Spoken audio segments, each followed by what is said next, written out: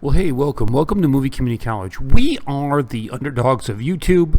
We are suppressed by the algorithm because of what I say about Pakistan and China and the Democrats. And so I'm just asking for your help. If you would please like and subscribe to this video and post it on your social media. That way, maybe we get a fighting chance. I got a video here from China Uncensored. My boy, what's up? What's up, brah? It's China Invades Nepal. Okay, let's go ahead and take a look at it. China has invaded Nepal. The Nepali government denies it. How deep does Chinese influence in Nepal go? Why would they deny it? Welcome back to China Uncensored. I'm Chris Chappell. So, I think it's safe to say India and China aren't getting along right now. What with that recent deadly border clash and all. This is the disputed border, called the Line of Actual Control. There's a lot of disputed area between the two countries. China has been gradually setting up shop in the region, building military bases, and pushing India back. And since this has worked out so well for China, they've also started doing the same thing in Nepal. China is expanding its boundaries into northern territories of Nepal. Several patches of Nepalese territory in many districts have already been encroached upon by China. And what's even more worrying is that China may develop its border observation post of armed police in those territories. That was based on a leaked survey by the Nepali government. China has entered these 7 border districts. However, the Nepali government has officially denied that report. The newspaper that published the story later apologized. Strange. Oh, did I mention that the Nepali government is run by the Nepal Communist Party? Yeah. Nepal is now a democracy with 3 main political parties. But there was a long civil war with Maoist rebels that ended in 2006. Nepal ended up with 2 communist parties, the Marxist-Leninists and the Maoists. Which one to vote for? Tough choice. Don't worry, because they teamed up to win the election in 2017. And it worked so well that they've combined forces permanently to become the Nepal Communist Party. Which is actually kind of impressive, because communists are usually terrible at working together. What's that, Shelley? The Nepal Communist Party is inching toward the split. Okay, that was predictable. Anyway, since 2018, the Nepal Communist Party has been dominant at the federal and state levels. And the Nepal Communist Party is interested in closer ties with China, which explains why they're not really complaining about Chinese encroachment on the Nepal border. There were protests against China in Nepal after this survey report was leaked, but Nepal's Communist Party did not escalate the border dispute with China. The reason? Beijing has been pouring billions of investments into the country, from Belt and Road initiatives to other investments. Well, now things are starting to make a little more sense. Nepal is stuck between a rock and a hard place. And by that, I mean it's stuck between India and China, a small country bordered by 2 massive countries. In fact, Nepal also has a border dispute with India. And the Nepal Communist Party is more willing to argue over the border with India than the border with China. This is the Kalapani territory. It borders India, China, and Nepal. Both Nepal and India claim it. But after the latest border clash between India and China, India stationed troops there.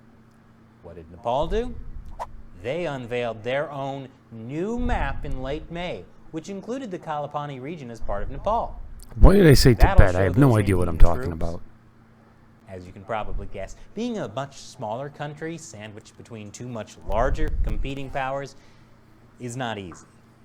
And Nepal has been trying to make use of the long-standing conflict between India and China to leverage its own relationships with both countries. India is Nepal's largest trading partner, accounting for 65% of its imports and 57% of its exports in 2017. However, in the current fiscal year, over 90% of foreign direct investment in Nepal is from China. Beijing pledged nearly $500 million in financial aid to Nepal in October last year, when Chinese leader Xi Jinping visited the Himalayan country. In 2017, Nepal joined China's Belt and Road Initiative. That's meant a lot more money for infrastructure like hydropower projects, as well as things like roads to Tibet. Yes, Nepal borders the Tibet part of China. Here we So go. China and Nepal agreed to build a rail link through Tibet. That's important to Nepal. You see, Nepal is landlocked, and it has relied on travel through India to get access to the sea. But that isn't always reliable, like in 2015, when a group of Nepali locals blockaded the main trade corridor with India for 2 months. The Nepali government claimed that they were backed by India, which India denied. But that's about the time when China was starting up the Belt and Road Initiative, and their proposed rail link through Tibet would give Nepal access to 4 seaports and 3 land ports in China. While India's Calcutta port is closest to Nepal by distance, Chinese rail service to Tibet, which borders Nepal, provides it with maritime access that may be shorter in time and more competitive in cost than Calcutta. But remember, the Chinese Communist Party isn't helping Nepal out of the kindness of its heart. It has other plans. First, Nepal, along with several other countries, are being used by China to box in India. And then, of course, there's the debt trap diplomacy of the Belt and Road Initiative. The rail line that links Nepal's capital, Kathmandu, with China, well, it's costing Nepal $2.5 billion. Should the project move forward on a loan basis, Kathmandu may struggle to generate the revenue-generating capacity to repay it, and the country could end up trading Indian dominance for Chinese. But there are much more immediate things the Chinese regime wants in Nepal. For example, China wanted and got Nepal's support for the draconian national security law in Hong Kong. After a recent video conference between China and Nepal, as well as Afghanistan and Pakistan, they all reached a 5-point important consensus. The first point was that everyone needs to work together to fight the coronavirus, and no one should politicize or point fingers at who's to blame for it. It's also important to promote the joint construction of the Belt and Road Initiative. But the most important point was that everyone agreed to support China in the United Nations. Nepal has also most recently backed out of a $500 million grant from the U.S. After the Nepal Communist Party turned against it. Why? Because the U.S. was trying to foist its hidden geopolitical agenda on Nepal through the grant in an apparent bid to counter China's Belt and Road Initiative. Sure, everyone's worried about America's hidden geopolitical agenda, but they just let the Belt and Road Initiative waltz right in. No hidden geopolitical agenda there. But no discussion of China's influence in Nepal would be complete without talking about Tibet. Remember, Nepal borders Tibet, which is currently part of China. And a lot of Tibetan refugees have crossed the Nepal border to escape China. But China has always pushed Nepal to increase monitoring on its border. According to a confidential document published by WikiLeaks in 2010, Beijing demanded that Kathmandu strengthen border troops. The document also stated that China would reward Nepali forces if they handed over Tibetans fleeing across the border. This isn't new. Nepal decided to stop issuing refugee certificates to Tibetans in the mid-1990s. In 2002, Nepal canceled 3 different events in Kathmandu marking the Dalai Lama's birth celebrations. But if I were Nepal, I'd watch out. Considering the Chinese Communist Party's MO about borders, it might not be too long before all of Nepal turns out to have been Chinese territory since ancient time. That was really an informative video.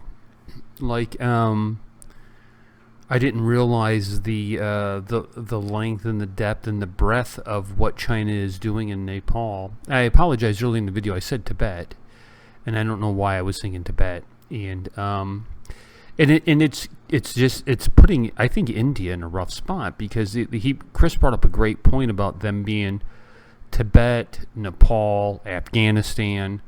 China is really Pakistan. They're really putting the squeeze. It's a pinch maneuver, basically. that the Nazis made famous with the Blitzkrieg. And that's what they're doing. And India needs to be ready to fight back. Absolutely needs to fight back. Thank you so much for watching. And hey, you guys want to see my friend, the great Kali, talk about me? I do. Let's go take a look at it. I want to say, all the people, please subscribe Movie Community College. God bless you, brothers. Keep it up. You're making really great video. And please subscribe my CWV YouTube channel too. God bless you. Thanks for supporting me. I love you.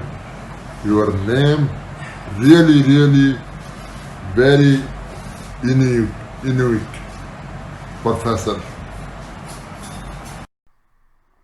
Well, thank you so much for watching. Please like and subscribe to the channel, and please check out our internet radio station, darkskyradio.com. Again, that's darkskyradio.com. We got great talk shows. We play some music. You will be thoroughly entertained. Peace and much love.